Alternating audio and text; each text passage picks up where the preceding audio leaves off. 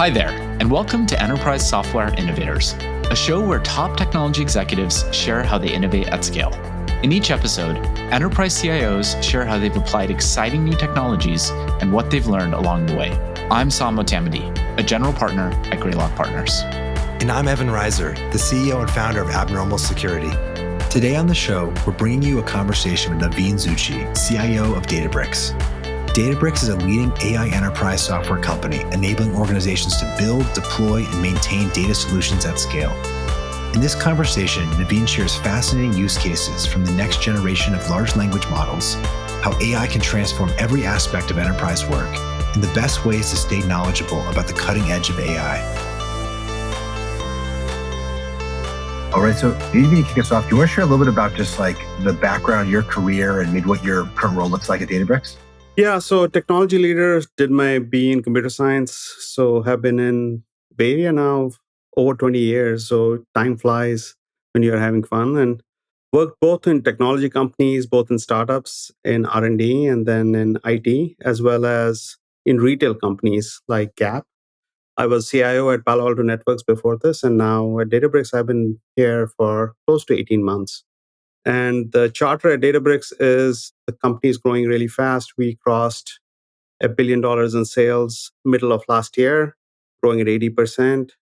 We just announced DB SQL, which is our warehousing product, grew at 100 million ARR in less than 3 years from zero. So really fast growth there as well. So as a CIO, the first CIO that they hired is really my focus has been on how to help the company scale and do transformation. And I used to think that transformation was the big T transformation. There is now a bigger T transformation, and that is happening in the industry. And Naveen, one thing that's like so unique about your role, right? A lot of people we talk to, they're either at like really large companies, right? That are kind of working on digitizing and transforming, or they're kind of like at smaller companies really focused more on innovation. You guys are doing both, right? Like you're already at like high scale and you're constantly innovating. Can you share like some of what's unique about Databricks that might differ from kind of other organizations and how that affects your role relative to maybe some of your peers?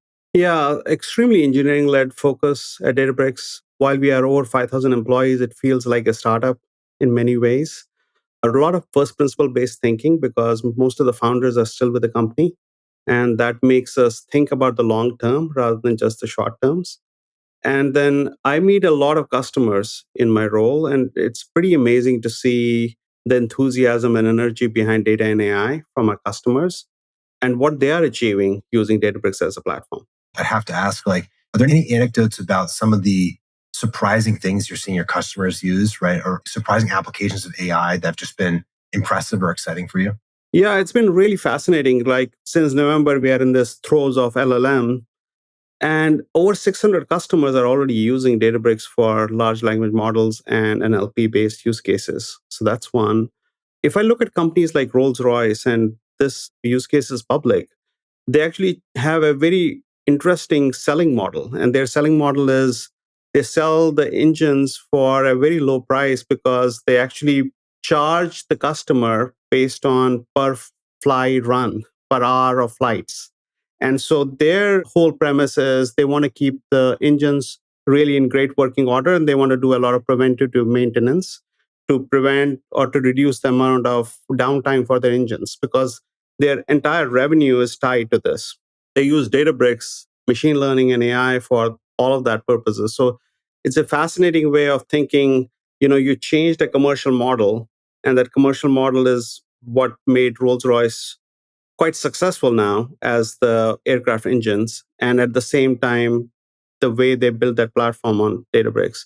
I was actually in India just a few weeks ago, and I was meeting with two IPL companies. I don't know if you're familiar with IPL. This was like one of the biggest sporting events in the world. And there are two companies that are both Databricks customers, both which help with the gaming aspect of that. And they have massive adoption, like over 30 million concurrent users using their platform. And they're using machine learning and data science using Databricks as their platform. So it's fascinating to see it's not just a question of CDOs and CIOs that are interested, it's the CEOs that are interested in leveraging data and insight to drive their business forward. Yeah, I've seen the same thing. Like surprisingly, we've had a lot of our customers come say, hey, this other person in my organization who normally is not interested in IT or technology is now coming to me and saying, hey, what are some applications in FP&A about how we can be using AI? So like, it's really interesting how that it's changed from more just not just a technology thing. It's like, no, there's like a business transformation opportunity. So that's an exciting wave we're on. Yeah, and I think like Mark Andreessen had this note, right? Software eats the world. And I think data and AI is going to eat software. And that is proving more and more true. I thought like maybe let's take a step back for a moment because like the three of us have been talking about AI for a long time. Databricks obviously has been a leading AI company for many years now. Yet when I talk to both enterprises and consumers, this wave of AI feels different, right? And it's kind of like we had this almost iPhone moment with ChatGPT, and now like all anyone wants to talk about is how's AI going to impact my business? Can you like help our listeners understand how did we get here? And what's similar and what's different about, let's say, the last 6 months of AI and what lies ahead versus everything that Databricks was focused on before that? Yeah, and I can relate this to my own personal journey here in US. I came to US in 94. I think the first wave of internet, which was 95 to 2000. And I think like I was early on in that, but I was not in Bay Area. And I felt like I missed out on the what was happening in Bay Area. And even though I was on periphery, it was not as impactful. And I feel like the last 6 months, every day I'm learning something new. And both from my customers, for myself, as well as what we are doing in a company, which seems so radically different. In fact, I would profess to say this is just as transformative as the internet was and more transformative for enterprises than mobile. And the reason I say that is on the mobile side, if you look at a lot of B2C customers really had a radical change for them through mobile, whether it's social media or the how consuming of apps on mobile devices. But enterprises still are tethered to their laptops quite a bit. And that hasn't really changed to a large extent. But this is going to transform the way we do user experience, the way users will interact with systems. This will transform the way each one of us can have a personal bot or a personal AI assistant. We used to talk about RPA bots and have RPA bots as a personal assistant for you. And that didn't really work out that well. Whereas I believe we are at the cusp of having AI bots that are truly your AI co pilots or AI assistants. Just in software development itself, I have two children, both in software engineering. And the concern is like, what kind of work will software engineers be doing in the coming years? Because even at Databricks, we are seeing through Copilot and CodeGen, even in technology like Salesforce, in Apex Code, we are seeing really good benefits both from code debugging, test gen, as well as software development. So that's one.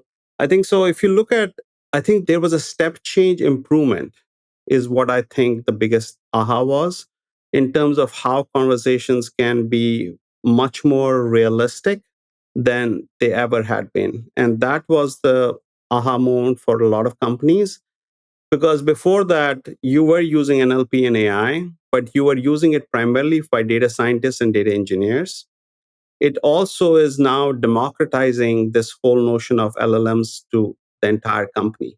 I can't tell you how many business leaders, whether they are in sales and other groups within Databricks, want to start using the technology.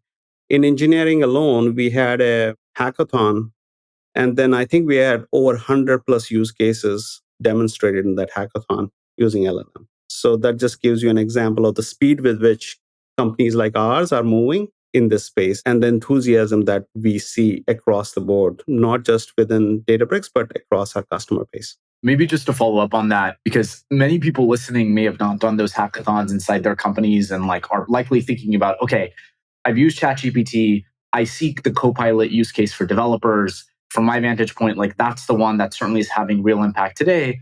But maybe I'm not a developer. Maybe I'm a product manager. Maybe I'm a sales rep. Maybe I work in the IT and technology organization.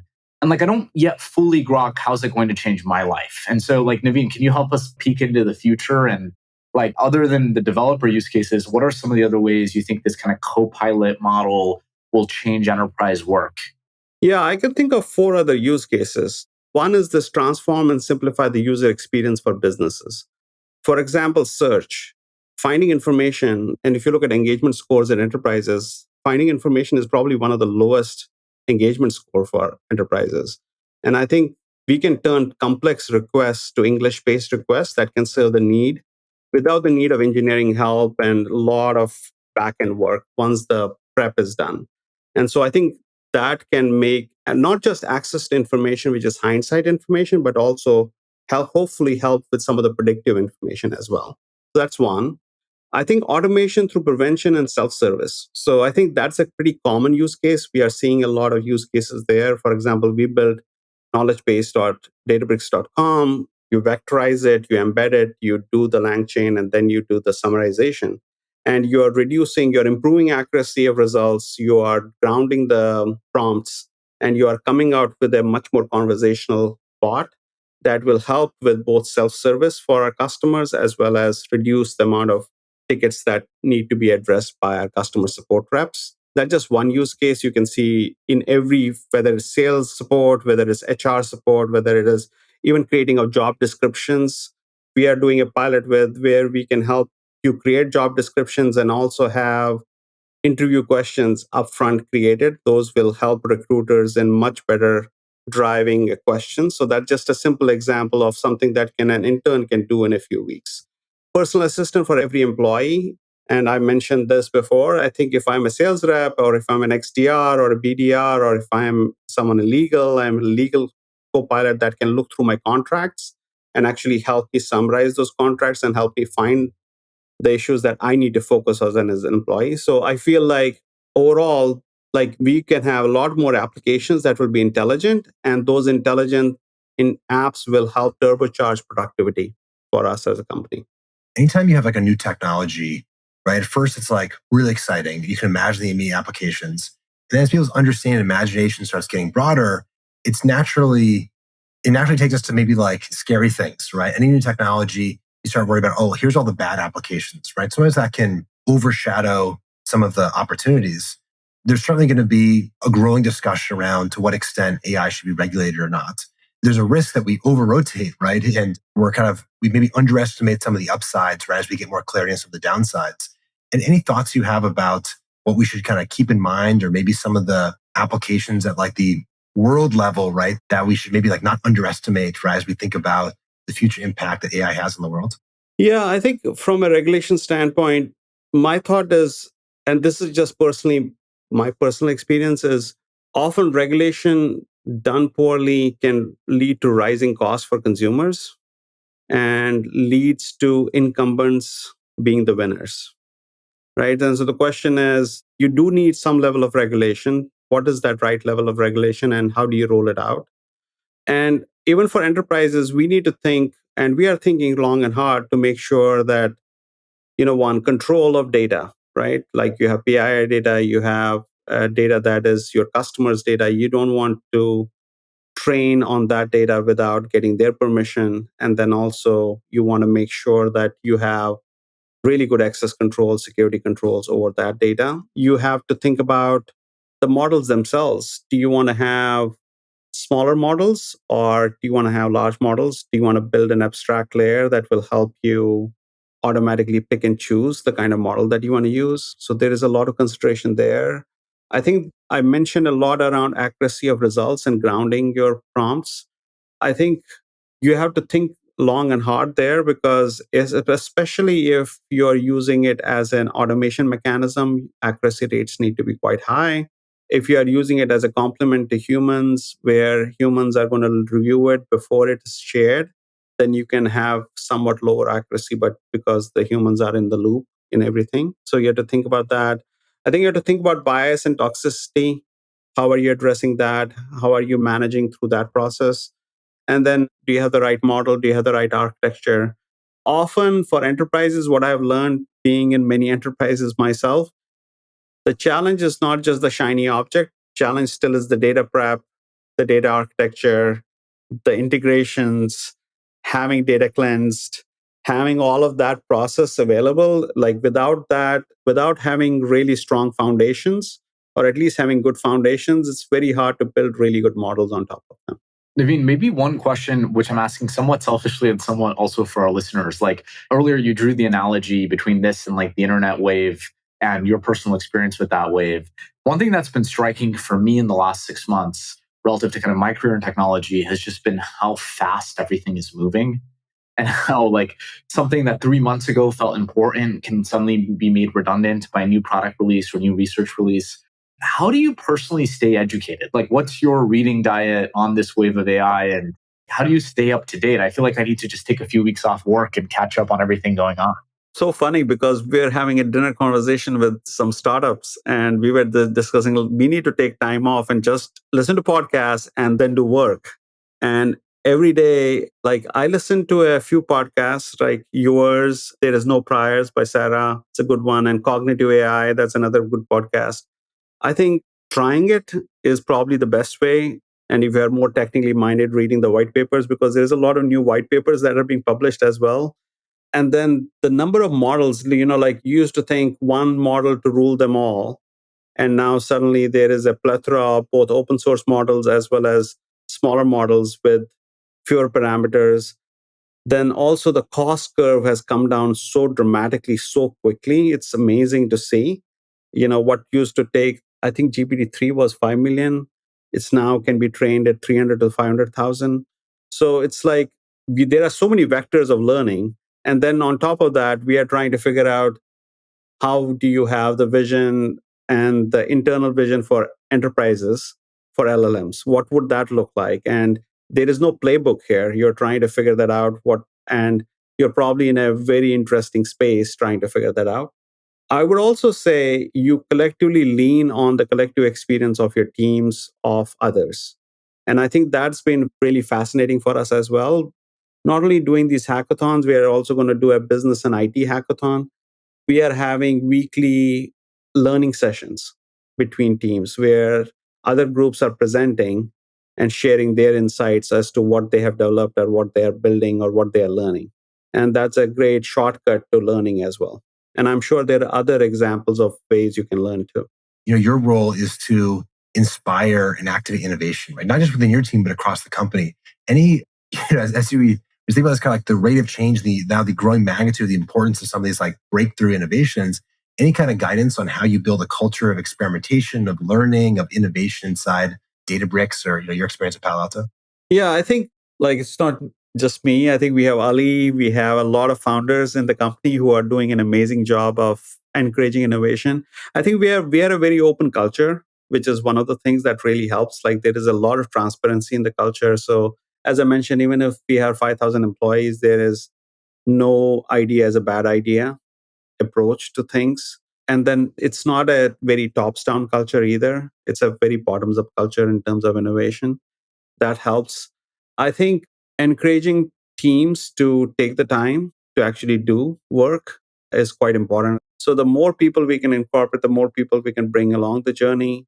And I think that helps a lot. I think these brown bag sessions that we are doing helps a lot. Having these Slack sessions helps a lot. So I think more than anything else, it's also incumbent on every leader to spend a lot of time learning themselves and listening to others and then sharing their perspective. It's quite interesting also what I'm seeing when I talk to Ali and others, the amount of CEOs who are asking their CIOs and others to help them educate about large language models, NLPs, and AI. Traditionally, CEOs would spend very little time with their CIOs, and they're spending a lot more time with their CIOs and their teams, not just CIOs, CTOs, CDOs, and others, because they are themselves getting really interested in what this can mean to them and their companies. I totally agree with that, Naveen. From just my perspective, just talking to a lot of CIOs, I think every company is trying to become a software company, and that was a growing trend. I think now with AI, that's kind of spiked up where the CIO's role around the executive team, right, for every business, even outside of software businesses, is kind of more and more important. I think that we're going to see that trend continue. Yeah, I know of some companies who are doing weekly stand-ups with their CEOs on understanding what new models, what new applications are we driving with AI. There's a pithy saying, I'm sure we've all repeated once, right? Which is every company is becoming a digital business. Every company is becoming a software business. The natural extension of that is like every company will be increasingly more of an AI business, or at least AI will empower more parts of their business. Maybe just staying on this thread of like CIOs listening and Naveen, like you're on the forefront now in your current role. But if you kind of think back to your days at prior companies or some of your peers who are not sitting in AI native companies, I think one of the big things I hear from those folks is obviously a lot of excitement and enthusiasm, but also two particular flavors of concern. One is, hey, I've been sold the AI dream before and it didn't deliver, right? And there were these prior generation of AI tools that promised that they would revolutionize my forecasting or different aspects of my business, but they just weren't quite good enough. And so I spent a lot of social capital internally, and the results weren't there. And then the second is like, hey, back to our point on how fast everything is moving. Like, what if I go build on OpenAI today and it turns out 6 months from now, the right decision was to build on open source or was to build on Anthropic or one of the other vendors? Like, how do I actually make decisions when the earth feels like it's constantly moving under me? And so I'm curious if you have any advice for people who are listening, who are wrestling with those types of questions. Yeah, I think on the second one, the question is, are these two-way decisions or one-way decisions? And I feel like these are often two-way decisions. You're not marrying for a long term with a company. You're using it for certain use cases. And in many cases, you can have different models for different use cases. And you can work with many companies rather than just one company. That would be my advice to CIOs, because you're right. The world is changing very rapidly. And whether it's ChatGPT is in the front lead in terms of models, but there are so many new companies that are coming up, Anthropic, Cohere, and others, as well as what Google is doing, what Microsoft is doing, what we are doing. We built OpenAI, which we open source Dolly in a matter of weeks and on very, very limited amount of GPU spend. So you are seeing this in the industry where financial companies are building their own models as well, or other companies are building their own models. So I think I would not do the opposite, which would be like, let's wait rather than let's experiment now. And I think on the first question, let's say you are doing 100 experiments and let's say 20 turn out to be really amazing and 80 you have to discard. That is 20 more ways to turbocharge your revenue and productivity than you had before. And that's the way I think about it. And I think not all experiments will work because maybe the data is poor, the data set is not there, or it's not a good use case for large language models. But we have seen a threshold change, to your point, Sam, that we had not seen before with AI. The other thing is the complexity of building these solutions has come down dramatically as well. I think we are, and this is demonstrated by engineers building it because they're coming back in a week-long hackathon and have an amazing product to show. And maybe that's not fully production grade, but it is an amazing idea and it works. For us to build knowledge base, I think it was 2 to 3 weeks. It wasn't more than that to have engineering and support build it and put it in production. So some of these changes don't take months and years. So I think the cost is lower as well. That's what I would go for. And then I think for longer term changes, which will be multi-months, multi-quarters, yeah, you're going to be more thoughtful about those and make sure that those use cases are well thought out before you embark on those projects. Yeah, that's all really well said. And the thing you said I hadn't thought about is the speed at which you can actually build some of these things, given all the tooling that's emerged from folks like Databricks, is very different than in the past. And so in that sense, maybe in the past, a lot of AI projects took a long time to get live. The value was questionable. It was hard to even get to the point where you knew if the experiment worked or not. Now, like to your point, if you can get there in weeks, like for people listening, you can go post wins on the board. Yeah, absolutely. And I think there was this misconception because we have all suffered from building data science projects that didn't work. Like forecasting is a great case where you wanted 100% accuracy on a forecast for prediction, and you're never going to get that. And so the question is, what level of tolerance and what level of error rate were you willing to handle?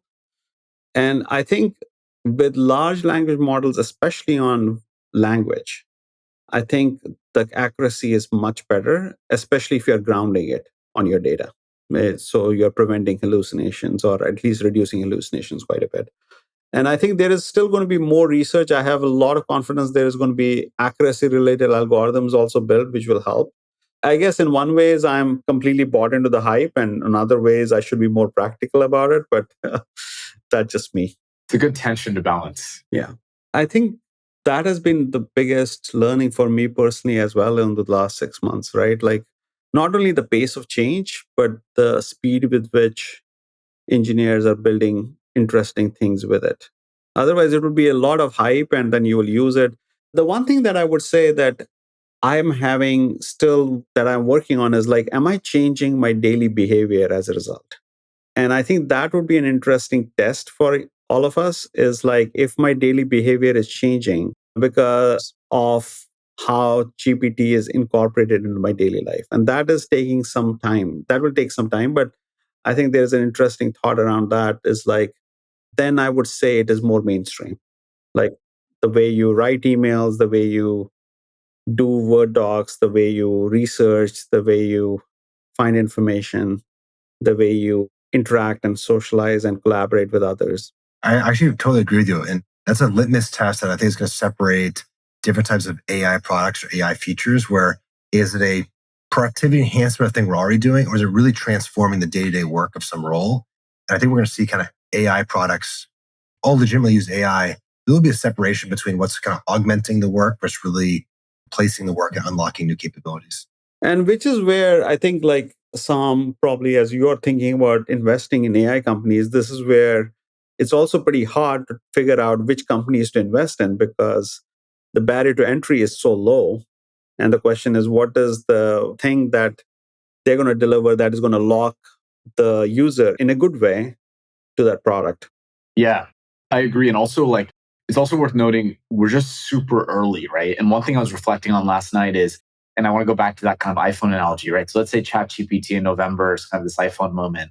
Like, so the first iPhone like came out June of 2007, right? And like, I'm sure you guys remember, there's no app store, there's only first party apps. It's like the camera was super rudimentary, et cetera. And then you think about kind of the applications that got built on top that changed the way we live. Naveen, to your point around how does GPT change we live? So like Instagram is one such application. Instagram was founded 3 years after the release of the first iPhone, like in mid 2010, right?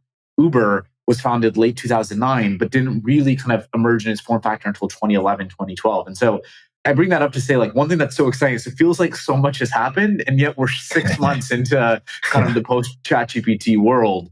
And I think, Naveen, to your point on the entrepreneur side, I think kind of for entrepreneurs listening, like the opportunity is really like not to think incrementally, right? Not to build a thin layer on top, but to really ask, like, okay, I have a new set of capabilities on how people can interact with computing.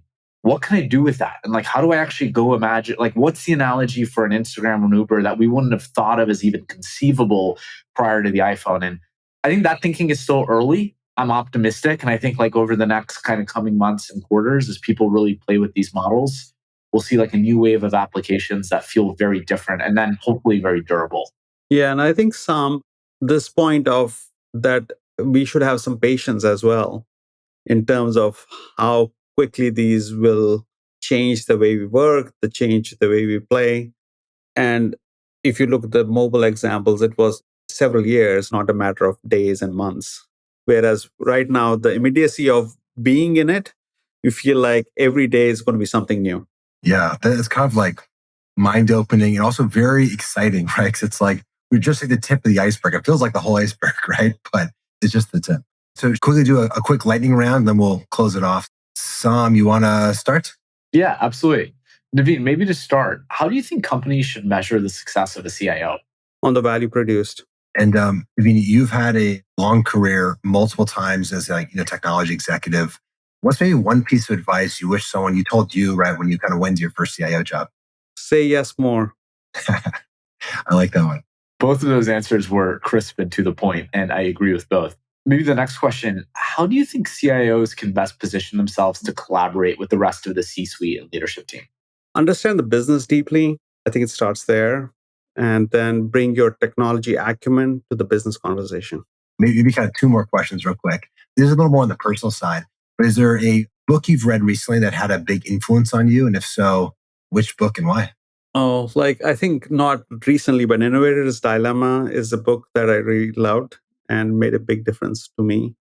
I'm a big sci-fi fan, so Three Body Problem is the book that I really love. I mean, we have to have a conversation in the future, but to like sync up on some sci-fi book, right? Because that was one of my favorites. Did you read the whole trilogy? Yeah, it's a great book and it's a great series. And It was great. Yeah. Maybe the second and third not as good as the first one, but still really, really good. Hail Mary recently is pretty good too, from The Martian, Andy Weir. Yeah. Sam actually bought me that for the holidays, I think, last year. Okay, he did. Okay. Great book. Also recommend rereading Ready Player One. Well, Sam, you want me to close it off with a final question? Yeah, maybe one final kind of more personal question. Like Naveen, we've obviously talked a lot about exciting things coming on the technology front in this episode. If you were to name one thing you're most excited about in terms of upcoming new technology, it doesn't need to be related to your work at Databricks, but like you're personally most excited about, what would it be? Is this something, self-driving cars? I'm still waiting for those, but I would really enjoy them if that turned out to be a reality. Yeah, me too. Well, Naveen, thank you so much for joining the show. As always, love chatting with you and really appreciate you sharing your views on how AI is going to change the world and how it's affecting us today. Thank you, Evan. Thank you, Saam. Thanks a lot for joining, Naveen. That was Naveen Zutshi, CIO of Databricks. Thanks for listening to the Enterprise Software Innovators podcast. I'm Saam Motamedi, a general partner at Greylock Partners. And I'm Evan Reiser, the CEO and founder of Abnormal Security. Please be sure to subscribe so you never miss an episode. You can find more great lessons from technology leaders and other enterprise software experts at enterprisesoftware.blog. This show is produced by Luke Reiser and Josh Meir. See you next time.